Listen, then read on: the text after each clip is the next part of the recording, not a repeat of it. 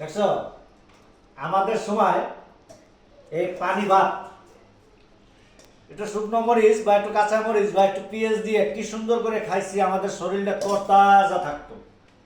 আর এখনকার ডিজিটাল যুগের মানুষ সকালে ঘুম দিয়ে উঠে যাইয়েই গায়ে ফোয়ারাটা, 2 দিন পরে দেখা যায় শরীরে এইডে হয়েছে ওইডে হয়েছে, পুষ্টি নাই। আরে বেড়া, এই পানি ভাতটি যদি খাই এমনি একটা মরিচ লইয়া একটা পেঁয়াজের একটা কামড় দেয়,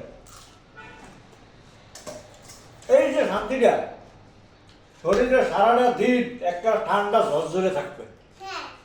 আরে ভরাটা খাইলে শরীরে তেল জমবে, গ্যাস্ট্রিক হয়, এই ডি হয় সেই ডি হয়। আর আমগো উপর আল্লাহ রহমতে কিচ্ছুই হয় না, বুঝলো? এটা হলো কিসের দুধ? এই ভাত আর এই পানি।